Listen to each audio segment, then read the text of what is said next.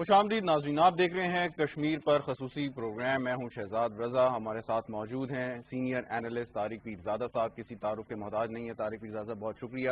اور میں نے کسی قسم کا کوئی ابتدائیہ کیا، آپ کے سامنے ابتدائیہ سورج کو چراغ دکھانے کے برابر ہے. کشمیر کے اوپر مطلب کوئی ابتدائیہ بنتا بھی نہیں. پوری دنیا کے سامنے ایک مسئلہ ہے، آشکار ہے، پتہ ہے کیا انسانی حقوق کی پامالی ہو رہی ہے، انٹرنیشنل لاز کی کیا وائلیشن ہو رہی ہے، ساری چیزیں سامنے. اور دنیا کو بھی معلوم ہے، اپنے اپنے جو انٹرسٹ ہیں وہ ان کی اپنی جگہ پہ. لیکن جب ہم بات کرتے ہیں کشمیر کی، it's not a matter of a territory, it's a matter of the human lives and human rights. تو اس چیز کو دنیا باور کر چکی ہے، خاص طور پہ گزشتہ سال جو بھارت نے ایک اقدام اٹھایا تھا اس کے بعد. دو حصے ہیں اس سوال کے جواب کے. پہلا حصہ یہ ہے کہ جب سے وزیر اعظم عمران کی حکومت آئی ہے، اور میں یہ کھل کے کہنے کے لیے تیار ہوں، انہوں نے جس طرح اس مسئلے کو اپنی ذات کی حد تک اٹھایا ہے، مثلا صدر ٹرمپ کے منہ سے یہ نکلنا کہ کشمیر کا مسئلہ بہت اہم ہے، اور 3-4 بار یونائیٹڈ نیشنز کے دورے کے دوران یہ پہلے کبھی کسی امریکی صدر کی زبان سے نہیں نکلا تھا. تو میں یہ کہوں گا کہ وزیر اعظم کی ذاتی کوشش کے نتیجے میں یہ معاملہ جس طرح دنیا کی سطح پہ سنا گیا، اس سے پہلے ہم نے کبھی نہیں سنا تھا. تو ابتدا ہوئی ہے، اس کے بعد ان کی یونائیٹڈ نیشنز کی تقریر سب کو معلوم ہے، لیکن اس کے بعد سے 1 سال گزر گیا ہے. اس دوران بھی کئی واقعات ہوئے ہیں جس میں حکومت نے کچھ کام کرنے کی کوشش کی ہے، لیکن وہ جو زور پیدا ہوتا ہے نا، مومنٹم، جیسے کہ امریکہ کے دورے کے دوران ہوا، یا یونائیٹڈ نیشنز کے دورے کے دوران ہوا، یا ڈیووس میں بھی وزیر اعظم نے کیا، اس زور کو، اس مومنٹم کو اس سطح پر رکھنے کی ضرورت ہے جہاں پر میرے ہاتھ ہیں اور جہاں پر وزیر اعظم چھوڑ کے گئے تھے.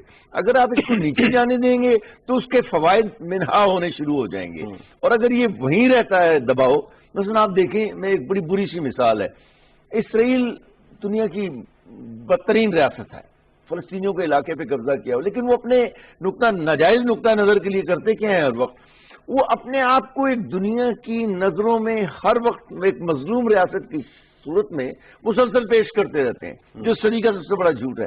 آپ نے اس صدی کا سب سے بڑا جو سچ ہے کشمیر، اس صدی کا سب سے بڑا سچ دو ہیں، ایک فلسطین، ایک کشمیر. ان دونوں کو اس سطح پر رکھنا ہے کہ معاملہ اس کا زور نہ ٹوٹنے پائے، اس کا مومنٹم نہ ختم ہونے پائے. اچھا، یہ سفارتکاری کا وہ حصہ ہے.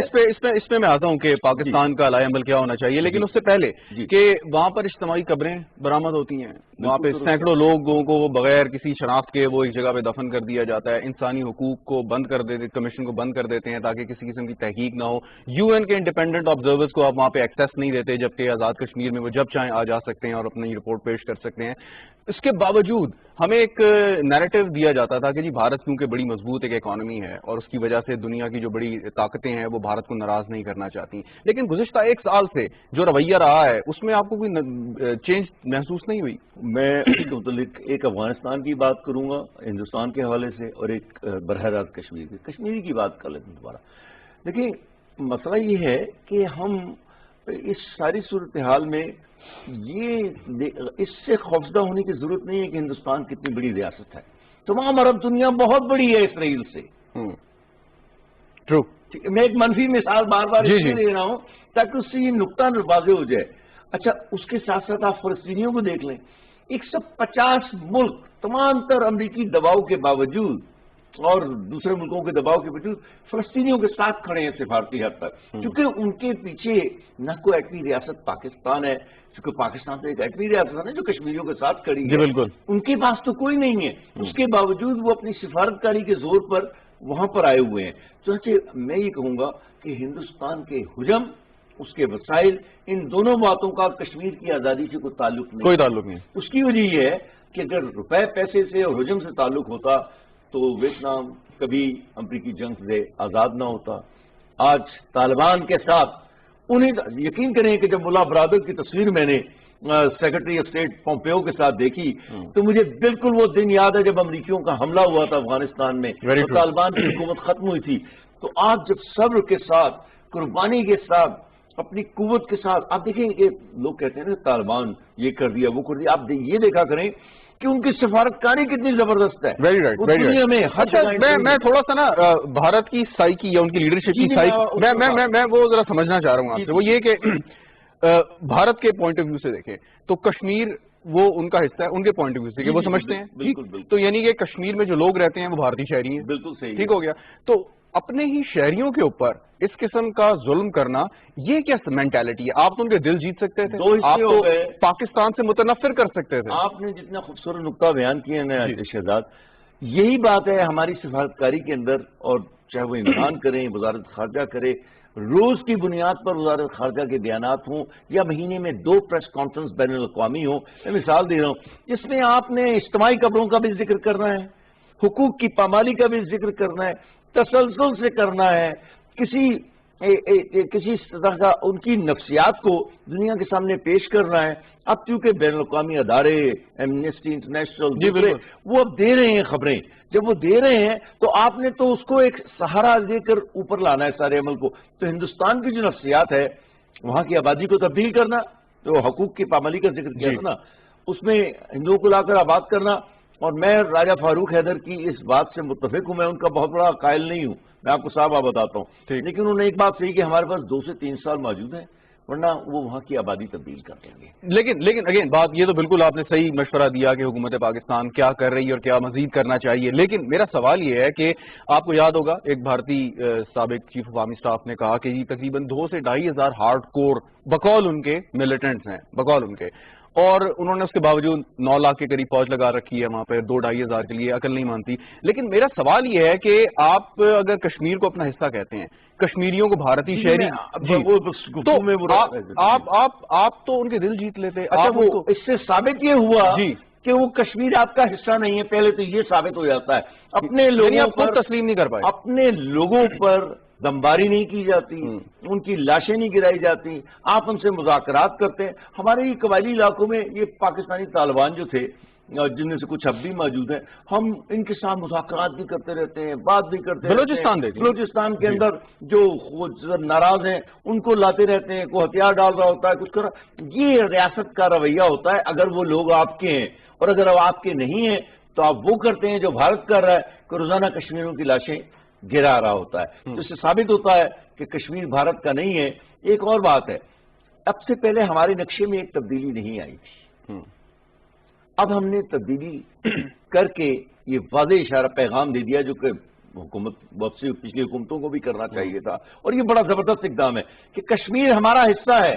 اس کا بس یونائٹڈ نیشنز کے ذریعے فیصلہ ہونا ہے. ہم نے اس میں لکھ بھی دیا ہے, بالکل حصہ ہمارا ہے. اب جبکہ کشمیری ہمارے شہری ہیں تو ہمیں تو ان کے لیے 2 قدم آگے بڑھ کے کام کرنا ہے. اور اس کے لیے میں سمجھتا ہوں کہ افواج پاکستان کمانڈرز کی جو میٹنگ ہوئی تھی, اس میں کشمیریوں کے ساتھ جانے کا جو عہد تھا, وہ بالکل ایک نئی بات تھی, اور میں سمجھتا ہوں بڑے کمال کی تبدیلی تھی. اسی طرح نقشے والی تبدیلی جو ہوئی ہے, اس میں ہمارے نزدیک دنیا کو ایک نیا پیغام گیا ہے کہ پاکستان کا ایک نیا ارادہ سامنے آ گیا ہے, اور ہم کشمیر کو جانے نہیں دیں گے. اور یہ بات جنرل باجوہ صاحب نے ابھی اپنی 6 اگست والی تقریر میں بھی کہی ہے کہ یہ ہماری شہرگ ہے, ہم قائد اعظم کے اس قول کو, یہ ہمارے ایمان کا حصہ ہے. تو آپ دیکھیں کہ تحریک میں ایک نئی جان پڑ رہی ہے, کشمیر کی تحریک آزادی میں بھی کام ہو رہا ہے. تو دنیا میں رہنے والے کشمیری ذرا سا قدم آگے بڑھائیں تو اس تحریک آزادی کو بہت تقویت دی جاتی ہے. مرزا صاحب, ایک سوال یہ ہے کہ ریاست پاکستان کی پالیسی غیر ریاستی عناصر کو سپورٹ کرنا, بیک کرنا نہیں ہے. اچھا, بالکل نہیں. دوسری بات یہ کہ کوئی بھی ریاست ہو, چاہے ہندوستان ہو, پاکستان ہو, امریکہ ہو, ریاست بڑی مضبوط ہوتی ہے. اگر ریاست سے مضبوط کوئی شخص, کوئی ادارہ ہو جائے تو وہ خود ایک ریاست بن جاتا ہے. یہ بات اگر بھارتی ریاست ہے اور دوسری طرف کشمیری ہیں کہ جو صرف لاٹھیوں یا پتھر سمبولکلی مار دیتے ہیں فوجی پر اور جواب میں ان کو گولیوں کا سامنا کرنا پڑتا ہے, تو وہ نہتے کشمیری کس طریقے سے ہندوستان کی ریاست کو جو ہے گھٹنے ٹیکنے پہ مجبور. پہلی بات یہ ہے کہ وہ جو کچھ دیر پہلے آپ نے ذکر کیا تھا نا کہ بھارت کہتا ہے 2,500 ہارڈ کور ہیں, کاش, میں ایک بڑی سی کاش کہہ رہا ہوں کہ 2,500 ہارڈ کور وہاں پر لڑنے اور منصوبہ بندی کے تحت کام کر رہے ہوتے, تہس نہس کر کے رکھ دیا ہوتا. یہ واقعتاً پرامن کشمیری ہیں, ورنہ 2,500 3,000 یہ جو طالبان ہم کہتے ہیں افغانستان میں, یہ کل لاکھوں کی تعداد میں نہیں ہے. بالکل, یہ تو اب آ کر ان کی تعداد میں کچھ اضافہ ہوا ہے. جب امریکیوں کے خلاف انہوں نے کوشش شروع کی تھی اپنے ملک کو آزاد کرانے کے لیے, تو چند 100 بھی نہیں رہ گئے تھے. تو یہ بات بالکل غلط ہے. جس طرح بھی کہا جاتا ہے, اس پروپیگنڈے کی تردید ہونی چاہیے. ساتھ یہ ہر وقت کہنا چاہیے کہ یہ اقوام متحدہ کی قراردادوں کے تحت چلنے والی تحریک ہے جس کو حق حاصل ہے کہ وہ اپنی... اچھا مجھے ایک بات بتائیں، آپ افغانستان کا کمپیریزن کر رہے ہیں، سوری آپ کو انٹرپٹ کر رہا ہوں میں بار بار. افغانستان کا ذکر آپ نے کیا، مثال کے طور پہ ایک فرض کرتے ہیں کہ اگر طالبان میں وہ اسی طرح کشمیریوں کی طرح پورا من احتجاج کر رہے ہوتے، پتھر مار رہے ہوتے اور یو این کے سامنے یا اس کے آفس کے سامنے جا کے نعرے بلند کر رہے ہوتے، تو کیا امریکہ ان سے مذاکرات پر آمادہ ہوتا؟ کبھی ممکن تھا ہی نہیں. دیکھیں میں ان تمام ریٹائرڈ لوگوں سے، سول کے حکمرانوں، سابق سفارتکاروں سے، حکمرانوں سے بالکل اختلاف کرتا ہوں. عسکری قوت کی مدد سے آپ کی تحریک اس مقام تک آخر کار پہنچتی ہے جہاں سے مذاکرات شروع ہوتے ہیں. مذاکرات امن کی میز کی طرف نہیں جاتے. مذاکرات عسکری قوت کے دکھاوے سے یا اس کے مظاہرے سے یا اس کے عملی استعمال سے شروع ہوتی ہے. مجھے بتائیے کیا ویتنام میں ویت کانگ کے ساتھ این اس وقت جبکہ امریکی اپنا آخری سب سے بڑا حملہ کر رہے تھے، اس کا ایک نام ہے کہ کون سا اوفینسو، اس وقت پیرس میں مذاکرات ہو رہے تھے، پیرس میں مذاکرات ہو رہے تھے. اسی طرح کس قدر بمباری افغان طالبان پر ہوئی ہے یا انہوں نے جوابی کارروائیاں کی ہیں، اس کے باوجود دوحہ کے مذاکرات چلتے رہے. اس کے بعد ہم نے دیکھا کہ پومپیو ہمارے وزیر خارجہ ورچوئل شریک ہوئے اور وہاں پھر مذاکرات ہو رہے ہیں. اور کل ایک بات کا ذکر کرتا چلوں، اس سے کشمیر کا تعلق ہے کہ یو ایس ایمبیسی نے جو بیان جاری کیا ہے پاکستان، اس کے ایمبیسڈر زلمے خلیل زاد کے حوالے سے، کہ انہوں نے پاکستان کا بے انتہا شکریہ ادا کیا ہے. چھٹے کالم کی خبریں لگی ہوئی ہیں کہ انہوں نے جس طرح افغان طالبان کو میز پر لانے میں کردار ادا کیا ہے. تو میں نے ایک چھوٹی سی ٹویٹ، وہ جو بیان ہے اسی کے جواب میں یو ایس ایمبیسی کو بھیجا ہے.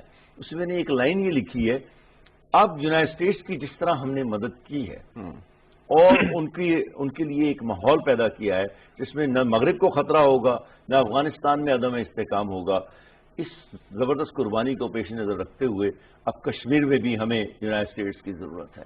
یہ بات اس کو اور بڑھانے کی ضرورت ہے تاکہ، اور یہ بھی ایک بات ہے میں آپ کو دیانتداری سے کہنا چاہتا ہوں، اگر یہاں پر مجھے ٹرمپ کی ذات سے کس کو اختلاف نہیں شاید اس وقت، لیکن پاکستان کی حد تک، وزیر اعظم عمران کی حد تک، پاکستان کی حد تک ٹرمپ سے بہتر آدمی پچھلے 10 سال میں نہیں آیا. آپ دیکھیں ڈرون حملے ہم پر نہیں ہو رہے، ہم ان سے تعاون کر رہے ہیں. چنانچہ اس وقت جو صورتحال ہے کہ اگر وہ اگلا الیکشن جیتے ہیں یا نہیں یہ تو وقت بتائے گا، لیکن اگر وہ جیت جاتے ہیں تو وہ، اور یا ان کے جیتنے سے پہلے ہمیں چاہیے پوری طرح امریکہ کے ساتھ اپنے تعلقات کا وزن ہندوستان اور کشمیر کے مسئلے پر استعمال کریں اور انہیں کہیں کہ ہم نے قربانی دی ہے آپ کے لیے 70,000، آپ کی وجہ سے 70,000 لوگوں کی قربانی دی ہے، اچھا فوجیوں کی بھی سول کی بھی. یہ بات کہنے کی ہے، اس طرح ڈرم کے اوپر آپ ڈرم بیٹ کرنا پڑے گا. لیکن مجھے یہ بتائیں کہ وہاں پر جس قسم کا ٹارچر ہو رہا ہے کشمیریوں پہ، اس کی بڑی مختلف اقسام ہیں. گمشدگی ہیں، پتہ نہیں چلتا، ہاف وڈوز ہو جاتی ہیں خواتین، ان کو معلوم نہیں ہے ان کے جو شوہر ہیں وہ زندہ ہیں، مر گئے ہیں، کہاں پر ہیں. اجتماعی قبروں کا میں نے آپ سے ذکر کیا، pellets, gun, you name it, مطلب ہر قسم کی جو وہاں پر آپ کر سکتے ہیں آپ کرتے ہیں. یہ جو بربریت ہے پریزیڈنٹ ٹرمپ کا، آپ نے کہا باقی جتنے ورلڈ لیڈرز جو انفلوئنس ڈال سکتے ہیں، اور چھوڑیں آپ مسئلہ حل نہ کرائیں، آپ پاکستان انڈیا کے اسٹیٹس کو ظلم کیوں نہیں بند کرا سکتے؟ اچھا اس کی وجہ یہ ہے کہ ابھی ہماری کوشش جو ہے، میں بالکل دیانتداری سے کہنا چاہتا ہوں، ابھی اس حکومت کو آئے ہوئے 2 سال ہوئے ہیں. ایک حد ہوتی ہے نا وزن ڈالنے کی، کسی نہیں جا سکتا. اب افغانستان کی شکل میں آپ کے پاس ایک بڑا وزن پیدا ہوا ہے. آپ ان سے کہیں بار بار، یہ بات بار بار کرنے کی ہے، وزارت خارجہ کے خاص طور پہ کرنے کی ہے، ان سے بات کریں. چین ہمارے ساتھ کھل کر کھڑا ہے، میں نے اس کا ذکر نہیں کیا، اور میں سمجھتا ہوں لداخ کے مسئلے پر جو پیش رفت ہو رہی ہے اس کی وجہ سے ہندوستان کو ایک پیغام جا رہا ہے کہ اب آپ نے ایک مشکل، ایک پیچیدہ قدم اٹھا لیا ہے، آپ کشمیریوں کے حقوق کا استحصال کر. دیکھیں کشمیر تو لداخ میں بھی ہے، جموں میں بھی ہے اور کشمیر میں بھی ہے، تینوں جگہوں پر ہے. تو وہاں پر براہ راست چینیوں کے ساتھ ان کا جو تصادم ہوا ہے اس سے ہمارا جو کشمیر کا مسئلہ ہے وہ دنیا کی سطح پر اور آیا ہے. ہمیں اس کو وہاں سے ذرا سا اور آگے لے کے جانا ہے. تیسری ایک بات میں ذرا کہنا چاہتا ہوں، جب ہمیں یہ خبریں آتی ہیں انسانی حقوق کے متعلق، اجتماعی خبریں ملی، دہشت گردی ہوئی ہے ہندوستانی فوج کی طرف سے، اتنے لوگ روزانہ کشمیر میں مارے گئے ہیں، یہ روزانہ کی بنیاد پر ایک پریس کانفرنس ہونی چاہیے، پریس بریفنگ فارن آفس کی طرف سے روزانہ کی بنیاد پر، اور روزانہ کی بنیاد پر دنیا میں بین الاقوامی میڈیا چلیں بالکل پیش کریں۔ یہ ہو گیا بالکل، لیکن مشورہ ہے، یہ آپ کا مشورہ ہے، لیکن ایک اگین تھوڑا سا میں چاہ رہا ہوں کہ جو بھارتی رولنگ ایلیٹ ہے وہاں پر بھی کچھ 2-4 پڑھے لکھے لوگ ہوں گے، وہ بھی سوچتے ہوں گے، چند کتابیں بھی پڑھی ہوں گی، حالات واقعات کو بھی سمجھتے ہوں گے، بڑے بڑے گھاک سیاستدان بھارت میں بیٹھے ہوئے ہیں، ان کے ذہن میں بھی تو کوئی حکمت عملی ہوگی، وہ کیا سمجھتے ہیں کہ یہ مسلسل یہ ظلم جبر اور اس قسم کی ایگریسو پالیسی سے وہ کیا اچیو کر لیں گے؟ الٹیمیٹلی تو ایک ببل ہے۔ دو طرح سے جواب دیتا ہوں، اور شاید میں اس کا جواب دینے کی تھوڑی سی پوزیشن میں اس لیے ہوں، آج مجھے تقریباً 10 برس ہو گئے ہیں انڈیا کے چینلز پہ جاتے ہوئے، اور میرا خیال ہے کہ میں نے بہت سے لوگوں سے زیادہ پروگرام کیے، اس لیے نہیں کہ مجھ میں کوئی خوبی ہے، بس اتفاق سے ایک موقع ملنے کی بات ہے۔ شہزاد میں آپ کو دیانتداری سے کہتا ہوں، وہ لوگ جو بی جے پی کے ہیں، انتہا پسند ہیں، ان کی تو پالیسی بالکل واضح ہے، جو تو ظلم کی حد تک تو آپ کہہ سکتے ہیں کہ ان کا ظلم ختم کیا جائے، لیکن کشمیریوں کے مسئلے کا حل جو ہے صرف ظلم کا ختم ہونا نہیں ہے، بلکہ ان کے بنیادی حق آزادی کو تسلیم کرنا ہے اس تصواب کے ذریعے۔ چنانچہ ہم یہ دیکھتے ہیں کہ ان کے جتنے بھی لوگ ہیں، جتنے بھی ریٹائرڈ ہیں، چدمبرم ہے، پچھلا وزیر خارجہ ہے، اور لوگ ہیں، سول سوسائٹی کے کچھ لوگ ہیں، وہ بھی یہاں آ کر رک جاتے ہیں کہ کشمیر کے یونائٹڈ نیشنز کے ریزولوشن کی طرف ہم نے نہیں جانا۔ چنانچہ جو لوگ انسانی حقوق کی سطح تک آپ کو بات کرتے ہوئے نظر آتے ہیں، اچھے لگتے ہیں، لیکن حقائق یہ ہے کشمیر کی آزادی یا کشمیر کے مسئلے کے حل کے سلسلے میں ان کا کردار بھی بالآخر موقف کی حد تک ہندوستانی حکومت کے ساتھ۔ Father of Indian secularism Jawahar Lal Nehru وہی تو مسئلے کو لے کے گئے تھے۔ جی، آپ نے جو بات کی اور اس کے بعد انہوں نے جھوٹ بولا، دیکھیں میں کھل کر کہتا ہوں، لوگ نہیں کہتے ہیں، جواہر لال آپ دیکھیں نا، ہم تو مودی صاحب کا ذکر کر رہے ہیں کہ یہ کر رہا ہے، اتنا ظلم کر رہا ہے، بالکل بہت برا ہے، جواہر لال نہرو سے بہت برا ہے، لیکن مسئلے کی جڑ تو اصل میں جواہر لال نہرو ہے، یعنی لے کے بھی گئے اور اس کے بعد یونائٹڈ نیشنز کے ریزولوشن کو تسلیم کرنے سے انکار کر دیا۔ اس کے بعد ہمارے پاس وقت تھا، 1949 سے لے کے 1951 تک لیاقت علی خان صاحب، جن کی وجہ سے موجودہ کشمیر کا ٹکڑا چھوٹا سا ہمارے پاس واپس آیا، اور اس سے بڑا آدمی قائد اعظم کے بعد ہمارے پاس پیدا بھی نہیں ہوا، وہ خوش قسمتی سے 1951 تک زندہ تھے، لیکن جواہر لال نہرو نے بالکل دھوکہ دیا، جھوٹ بولا، اور یہ ہندوستانی قیادت کی ایک روایت ہے۔ تو وہ یہ مسلسل اس قسم کی حکمت عملی رکھے وہ کیا سمجھتے ہیں؟ اب آپ دیکھیں کہ اگر وہ کہتے ہیں کہ جی مسلمانوں کی نسل کشی کرنا، 30 کروڑ سے زائد مسلمان بھارت میں اس وقت موجود ہیں، 30 کروڑ لوگوں کی نسل کشی تو ممکن نہیں ہے نا، ان کی مطلب کوئی ذہن میں پالیسی ہوگی کس طریقے سے آپ نے اس چیز کو چلانا ہے، سبجوگیٹ کر کے رکھنا ہے، آپ اتنی بڑی آبادی کو تو محکوم نہیں بنا سکتے۔ 2 4 5 6 طریقے ہیں چیزوں کے۔ 14 سے 18% کے درمیان مسلمانوں کی آبادی ہے، میں اب مقبوضہ کشمیر کے علاوہ بات کر رہا ہوں کیونکہ وہ تو ان کا حصہ نہیں ہے۔ 14 سے 18% کے صرف 4-4.5% کے پاس ملازمت ہے۔ ایک بات تو یہ غلام رکھنے کا، ماتحت رکھنے کا، غیر ترقی یافتہ رکھنے کا ایک بہترین طریقہ ہے۔ معاشی قتل ہے۔ دوسرے جتنے بھی آزاد بزنس ہیں، کاروبار ہیں، ان میں آپ کو قدم رکھنے کی اجازت نہیں ہے، کیونکہ ہر چیز کے لیے لائسنس لینا ہوتا ہے، یہ چیزیں حاصل ہوتی ہیں۔ آپ میں سے جو لوگ بہت زیادہ طاقتور نہیں ہیں، جیسے خورشید حیدر ہو گیا، وزیر خارجہ بن گیا تھا، اور 2-4 لوگ ہوتے ہیں جو حکومت کے ساتھ تعاون کرتے ہیں اور کچھ ترقی ہو جاتی ہے، اس کے علاوہ ان لوگوں کا یہاں سے لے کے پاکستان کی سرحد سے لے کر بنگلور تک ترقی کرنے کا کوئی طریقہ نہیں ہے۔ تیسرے، اب مودی کی حکومت ہے، وہ مثلا آپ یہ غور سے دیکھیں، کئی سالوں سے 20-25 سال سے اگرچہ بابری مسجد گرا دی گئی تھی، یہ ایک بڑا نقطہ ہے، تو یہ مودی کے ذہن کی نفسیاتی بات کو بھی ظاہر کرتا ہے اور ان کی پالیسی کو بھی ظاہر کرتا ہے۔ انہوں نے یہ کیا، چونکہ یہ بہت زیادہ انتہا پسند ہے، جواہر لال نہرو بھی انتہا پسند تھا، لیکن یہ ان سے بھی زیادہ ہے، چاہتے انہوں نے یہ کیا کہ جو 20-25 سال سے ہندوستان کی عدالتیں مسئلے کو ٹال رہی تھیں، انہوں نے اٹھا کر اس کو آگے لے کر آئے اور مسجد مندر کی تعمیر شروع کر دی۔ چانچہ مسجد کو گرانا ایک قدم، بالکل اس کی جگہ وہ کرنا، یہ بہت ہی انتہائی اقدام ہے، اور اس پر ہمارا رد عمل اصل میں روزانہ کی بنیاد پر آگے۔ جی بالکل، اور اصل میں پرابلم یہ ہے کہ شاید یہ جو سیفرنائزیشن ہے یہ بھارت کے ریاستی اداروں میں بھی ہو چکی ہے کہ وہ اگر اس قسم کا کوئی اقدام اٹھاتے ہیں تو انہیں انڈورسمنٹ مل جاتی ہے عدالتوں سے، اور بات وہی نہ رہ جائے۔ جی یہ جو الیکشن جیتا تھا مودی نے، لوگ کہتے ہیں کہ جی گمراہ کر دیا تھا پاپولیشن کے. ہندوستان کے اندر پڑھے لکھے لوگوں کی بڑی تعداد موجود ہے. تقریباً 40-50 کروڑ جو لوگ ہیں جی بالکل وہ بہت